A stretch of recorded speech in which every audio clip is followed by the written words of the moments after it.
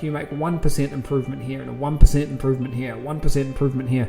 And you wake up one day, a couple of months after you've started a process, and all of a sudden you are a through and through expert and you're brilliant at what you're doing. But that's because you've been making deliberate improvement and often micro gains day after day after day, hour after hour after hour. It is amazing how these build on top of one another, and it's amazing how they compound. You're listening to The Growth Booth, the show focused on achieving lifestyle freedom through online businesses. Whether you're looking for step-by-step strategies to start building an online business, simple game plans to grow your business, or proven lifestyle freedom frameworks, you are in the right place.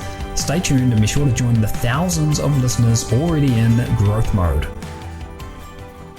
Aidan Booth there, welcome to episode number 73 of The Growth Booth. Thanks for tuning in today. Today we are talking about systematization and how you can streamline operations, and I want to give you as many tips as I can that you can hopefully go away and apply to your own businesses, your own life. And no one better in my mind to talk to about this than Bonnie Collins. She's one of the managers in my business, and she has single-handedly built operations for a whole raft of different projects that I work on, including this podcast right here. She orchestrated building a team for that, putting all the systems in place, and then building it up so much that she could then step aside and move on to another project. And she's done the same thing with different blog websites that we run. She manages a team of people in our business who are located all over the world. So she's sort of been somewhat of a linchpin in this idea of systematization.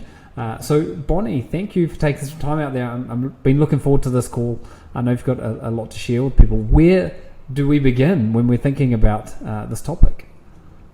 Well, first of all, Aidan, thank you so much for having me. It's been, I've been excited about this podcast for ages, and really was happy to give it over to some really amazing people in the end. After we got the flywheel going. So, yeah, I guess it's all about getting a flywheel going, and for me, it's really to do with you've got a blank canvas in the beginning. Sort of like a V-shaped funnel I have in my head. And from this V-shaped funnel, you have all the creativity at the top, you've got all the research at the top, and then basically you refine it into a well-oiled machine that really becomes like a flywheel at the end. So, and for people that don't understand the term flywheel, what you're talking about is something that runs smoothly on autopilot, essentially. Yes. Well, I guess it's not quite on autopilot, but other people take it over. And, with online marketing, there are lots of moving parts, but it's really quite easy to, once you know what the moving parts are, there's so much repetition that it's easy to create some sort of a pattern. That pattern creates a process, the process creates a system, and then from there we really can see the patterns and the processes and the systems, and get people to just replicate what we're doing. So you mentioned this idea of a V funnel. Can you elaborate on that a little bit and share a bit more about what you mean there? Yeah, so I guess at the beginning, you're looking at this blank canvas and you're saying to yourself, well, what are the goals of my project? And what's the best use of my time? And, even it's really a lot about mindset and planning. What if I succeed? What if we fail? What does success look like? What does the range look like? And how are we going to do this well and possibly better than the best? The questions are, do you like the subject of the blog? I personally liked all the blog subjects that we've been working with recently. So, but it's important to like the subject, because really to do this well, you'll be writing a lot about it. So if you're writing on and on and on about it, you're going to have to like the subject you're writing for. Right, so you're giving an example specifically there about starting out a new blog from scratch, which I think is a good one to move forward with, and that can be a bit of a theme, if you like, for this episode. So if we're sitting down and we say, okay, well, we want to create a new blog, what next? Like, how do we go about systematizing that? Do you try to break down what the key components are? Do you try to figure out what the daily operations are? What's your way of approaching this? Well, I love technology, but technology is really the vehicle for all of this. So when I'm working with the site, I try to decide how niche the site is. And if you have a very niche site, then what I mean by that, if you have one core subject that really doesn't have a lot to work around it. So say you have a scientific subject, for example, and this scientific subject has one core topic that you keep coming back to and back to, then you need to make sure that this particular subject is well catered for in internal links within the blog. Whereas if you have a broad subject like a gardening website, then you have lots of different topics within the gardening niche and within the outdoor niche, and within, you could bring in all sorts of cooking as well, into that sort of niche. So that has a lot of subtopics, whereas the other more scientific website it's a very sort of fine-tuned niche. So you're talking about how specific a niche is in that case. We've got gardening at one end of the spectrum. Another one that comes to mind is photography. It's a very wide niche, but then maybe a much more narrower niche might be drone photography, and an even more narrow niche might be like, I don't know, military surveillance or photography, or something like this. So are you saying that the narrower the scope of the project is, the more I think I missed the idea. The more there. internal linking, the more internal linking you have. Is that because you're developing more content yourself? You're relying on your own content more. Exactly, you're relying on repetitive content because there are, key areas of, for example, safety of. Depending on what sort of scientific topic you're speaking about, there's only so much you can say about certain subtopics within that. That's all. Yeah, got it. Okay, so one of the considerations then when launching a blog is how wide is the scope of the topic going to be, but from a systematization standpoint, such a mouthful, that word. I was actually trying to think of a simpler word to use, but I couldn't think of a simpler one than systematization. So anyway, here it is. So in terms of systematizing a project, like setting up a new blog about drone photography, where do you actually start with that though? Because at one end of the spectrum, you've got it so that you can be doing 100% of everything yourself, from writing articles, from buying a domain name, to publishing content, to potentially building links and advertising and so on. At the other end of the spectrum, if you want to build out that blog and dozens more blogs, then you build a system. So if people want to build a system, what would be that next or that first step that they would take? Like, what would you suggest there?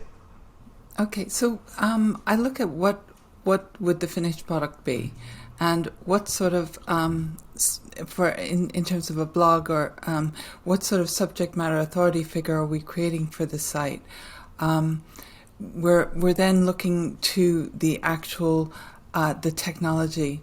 So I've recently been working with AI, and there was a huge element of how does it work, what can it do for my audience, is it the best tool, how much can it improve productivity of the team, does it matter that if AI itself predominates, What about plagiarism? So all of these questions, what do I need to know about AI, or what do I need to know about, and then you go on to like the WordPress website if we're doing WordPress, and what are what's the technology that we need to bring in with the WordPress site? So the domains, so it's all the particular elements of the technology. So in terms of the technology, we've got WordPress as a platform, a place we're publishing, and it sounds like you want to immerse yourself in that and explore the limitations, what that can and can't do in an automated fashion. But the same with AI technology. So what can we actually use this AI technology for, and why do you do a deep immersion into this? What are you trying to achieve by learning more about the AI technology as an example here?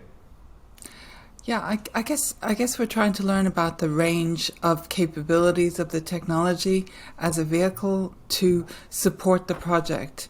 And Right. again, we are the experts. So it's really about exploring as much as we can, sort of on an academic level, really.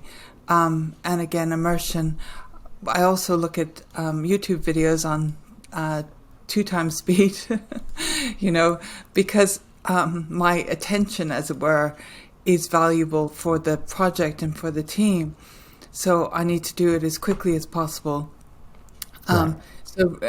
The idea is that you don't want to get paralysis by analysis. Instead, you want to gather as much as you can, on a 360-degree level, and then move forward armed with that information to the subject matter. So deep dive into AI, thinking about it from a content development, content creation standpoint mainly.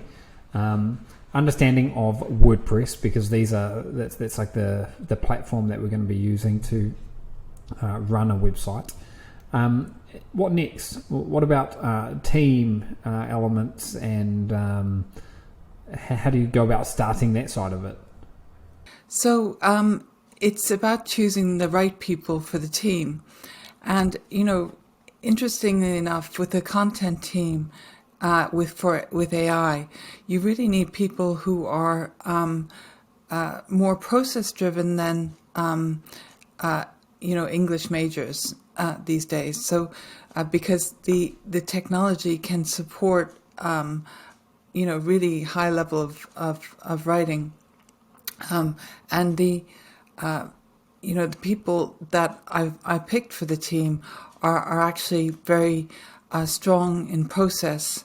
So they were able to, we did have a really high level writer in the beginning, but we just found that we actually didn't.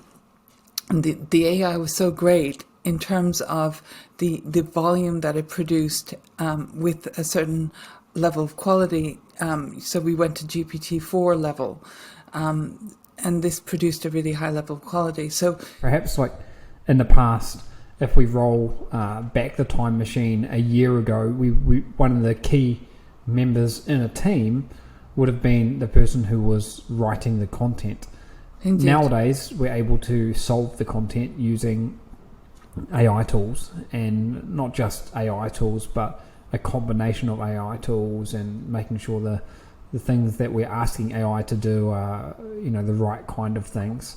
But in any case, we can solve the content using AI technology, and the team focus is more around people who can create or follow a process rather than maybe have creative abilities. Not to say they're not creative, Exactly. but creativity is probably less of a important skill. Yeah, and I do want to come back to the actual website creation itself. As you know, we have stellar people who can help create websites. That's more of a one and done sort of task within the whole project as a whole. but equally important to have high level, website creation, website development, people who know what they're doing it quickly. And because that, so we've got a team that helped with that. But, ongoing, we need the content creation wheel running. So what kind of a framework have you come up with then for the kind of articles and content that we're publishing nowadays? What's the process there? So we the big learning element within AI really is prompt engineering, and creation of the prompt to you really had to be refined over time, and we've now created a prompt that we use that can be used across all our blogs. Could you just explain to people who might not know what you mean by either prompt or prompt engineering? Like, what is a prompt? Well, a prompt is simply a question that you ask the AI, so whether it be ChatGPT, GPT-4, or another AI tool that you're using, to really help you to create something. One of the important points in creation of content is to have unique content. We wanted the content to be SEO optimized. I mean, AI can't do everything regarding SEO, for example, backlinks and things like that, but it goes a long way in terms of supporting keyword elements, supporting competitor research, etc. And now, in the last week, I've learned that the limitation of AI being up to September 21 has been overcome with GPT-4, and now we can actually take real-time information. A quick message now from the sponsor of today's show, which is Float Hosting. If you want to save 50% on your annual hosting, then head over to Float Hosting using the special link, which is thegrowthbooth.com/float. And using that link, you're going to see how you can save 50%, over $100 on your annual subscription to the most popular plan at Float Hosting. And because I own Float Hosting, I will make sure that you get well looked after. Now, back to the show. Yeah, so just to expand on that a little bit, people that are on the ChatGPT Plus program, which is around about $20 a month, you get access to different beta features, and one of the ones that they've rolled out in the past couple of weeks has been where you can put ChatGPT 4 in web browsing mode. So, for example, I asked a question a couple of days ago, find me all the different flight routes, find me the different flights from Buenos Aires to Miami on Tuesday next week, and I put the specific date. And because ChatGPT can now go and ask questions on the web itself, it can go into like web browsing mode, that's what it's called, and pull back real-time data. Or another way that you can use it is you can say, and this is something else we've been doing particularly with social media, is we can say, analyze this article, and I can paste the URL of the article. So let's say I've got a post or an article on my website about drone photography.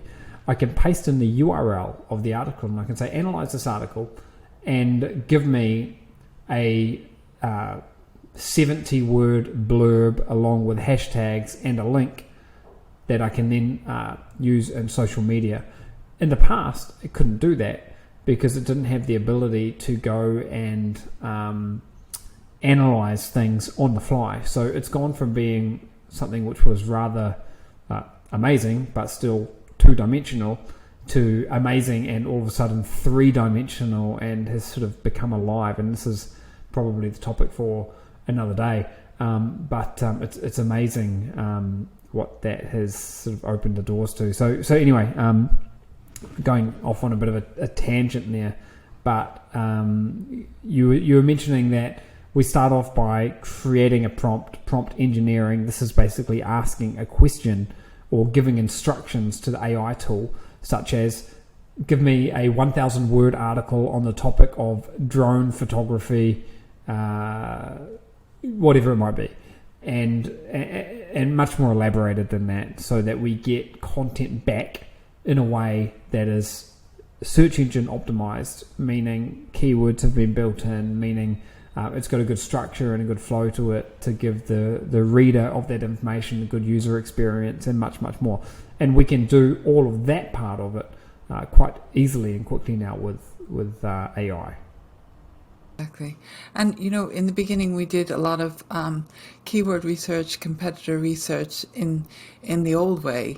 And that was actually helpful as an anchor, if you like, to make sure that it was we were able to check back to see was GPT-4, ChatGPT working the way we expected to.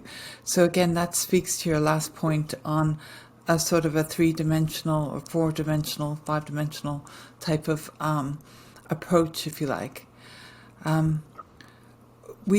I then created a spreadsheet. The spreadsheet had a Google Doc outline. We had images that we put into the document. We had Amazon affiliate links because this particular couple of blogs was doing that. But we would put the links separately in the document in order to be able to double check, and triple check them. And then we let the team loose on writing the articles. We've done videos for the system in action, and it was really quite imperfect to start with, but we were testing, measuring progress, and we were able to create quite a stunning number of articles per day and per week in the end, and then we tweaked that as we went along. How have you been able to ensure the quality and originality of the content? Because one of the concerns that a lot of people have is, Google is not going to like AI content. And my response to that has always been, if you're using AI tools in the right way, then it would be 100% impossible for Google to know if your content is human generated or AI generated. It should be impossible. If you can actually say, oh, this has been made by AI, then there's a major problem there. But what's been your learnings or your take on the whole concept of just ensuring the highest quality content possible? Because that's really the objective that we have for every single blog post that we put out there.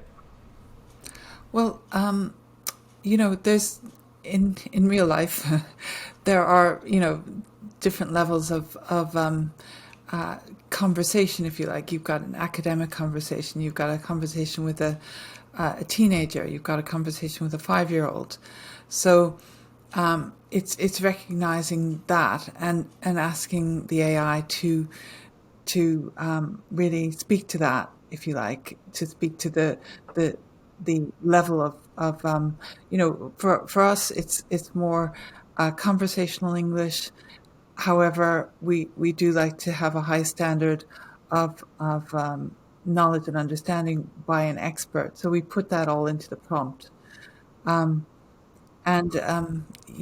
that's how we're able to get a high level of output. And then we use a tool called Originality.ai in order to analyze the level of AI and the level of plagiarism. So one of the elements of our prompt is that we ask for unique content.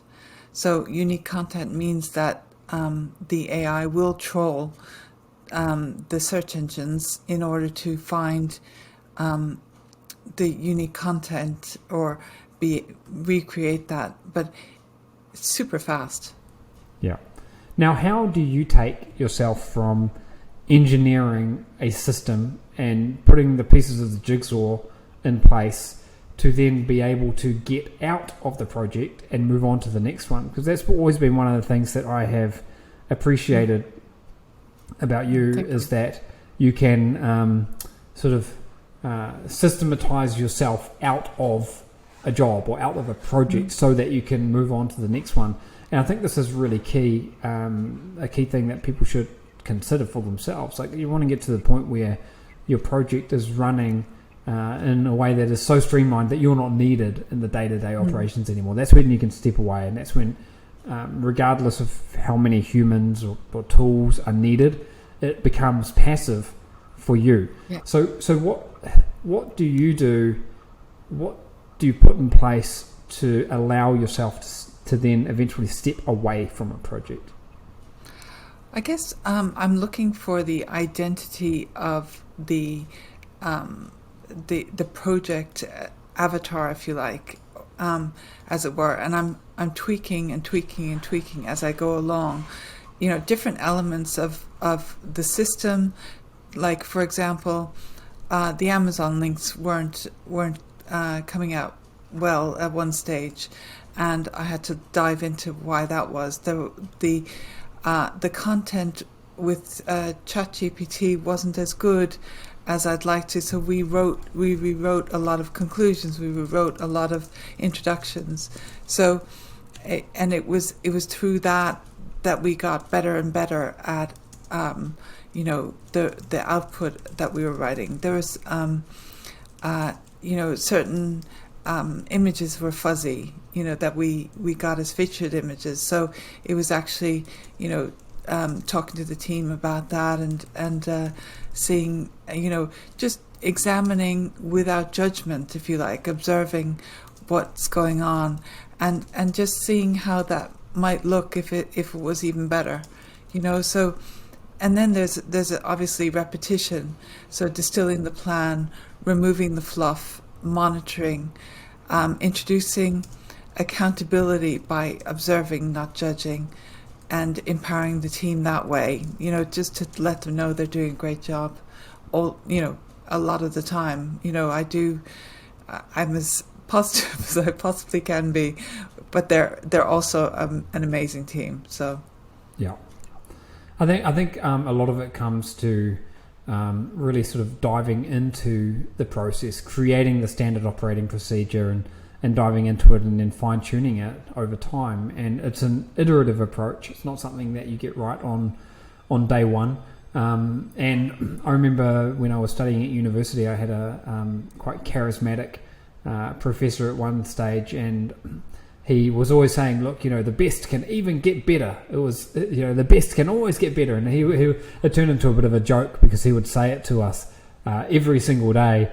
But boy, did he engrave that into my mind. And I think a lot of that is true in what we're doing here. I'm conscious of your time, Bonnie. So I've got a few final thoughts that I want to sort of leave people with, and then if you've got anything else that you want to add. We do have a really great culture in our team, with yourself and with everybody else. There's a whole element of forgiving yourself for mistakes. There's a whole element of accountability. There's a whole element of because we're all remote working, that we really are the people that are responsible. So it's that culture that does bring things forward as well. So I think it's hard to ever perform at your best if you're not in a culture that fosters that kind of a performance. For some people, I think it comes naturally, and I think for some people they sort of need to work on that. Anyway, in any case, it's a big opportunity. Going back to what I was saying, a few sort of final thoughts from me here, and then if you've got anything else that you want to add, I'd love to hear it. But I think in this whole idea of building processes and systematizing, I've always taken the approach of first I do it myself, then we do it together, and then you do it. So I like to be able to at least have a high level understanding of every part of the system. I don't have to be an expert in it, but I want to know, for example, about how to use AI tools to create content. and I want to be able to do it myself, pass that on to someone else and do it together, and then make it 100% theirs. I like to learn from mistakes. I think making mistakes is fine, but I think it's fine to make the mistake one time. If you make the mistake over and over again and you're not learning from it, then that's a problem. So try not to make the same mistake twice. And if you keep pushing forward like that, then you end up with a team of all-stars, because you've embraced learning from mistakes and getting better and better and better. Another thing that comes to mind is diving in and just trying to break things. And we do this with the different AI tools and really sort of push them to their limits and ask the question, can this do this for me? Where can we get to with this? And it's great to do that with technology, because that's when you really learn how it works. And we've done that with a lot of the prompt engineering, content creation. We've seen that, if we do things one way, it creates stellar content, but it's prone to such and such an error. If we tweak that a little bit, then it gets better. Another thing that I think about with this whole systematization approach is layering the gains on top of one another. So it's incrementally winning, if you like. It's like you make 1% improvement here and a 1% improvement here, 1% improvement here, and you wake up one day, a couple of months after you've started a process, and all of a sudden you are a through and through expert and you're brilliant at what you're doing. But that's because you've been making deliberate improvement, and often micro gains, day after day after day, hour after hour after hour. It is amazing how these build on top of one another, and it's amazing how they compound, because there's a story about making a 1% improvement day after day after day. You end up being 37 times better over the course of a year, and that's huge when you can do that. And I think the last thing that really comes to mind here for me is investing in the team and the tools. If you're trying to really do your best work, but you don't have good tools, or you have subpar tools, then you're not going to get the very best out of what you're doing. So we recently realized that one of our team wasn't using the paid version of ChatGPT. They were using the free version, which is still fantastic, by the way. So the very first thing we did was make sure that they had the $20 a month plan of ChatGPT, because that would allow them to get better work done faster. It automatically pays for itself because of the speed gains. And that's just one example. So you want to make sure that you're giving, providing the investment in the team and the tools needed to really be at your best. Any final thoughts from you, Bonnie, that come to mind on this topic? I guess the key is to create the process, to work the process, and then fine tune it so it can be almost self-sustaining, and then put new personnel in place. Then after that, it takes minimal monitoring, and you can move on to the next thing. Fantastic.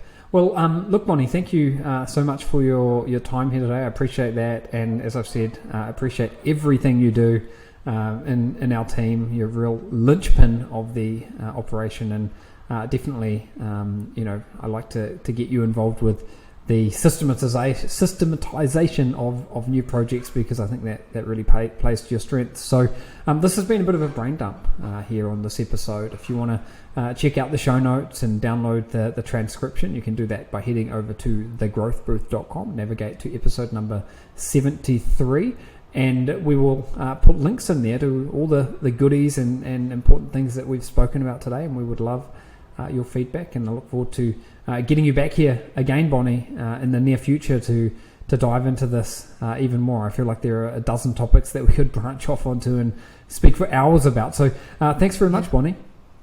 Thank you for the opportunity. Take care. All right, guys, that's a wrap. This is episode number 73. Check it out on Spotify. Check it out on Apple Podcasts. Check it out on YouTube, or check it out on thegrowthbooth.com. And I look forward to seeing you on the next episode of The Growth Booth. Bye for now.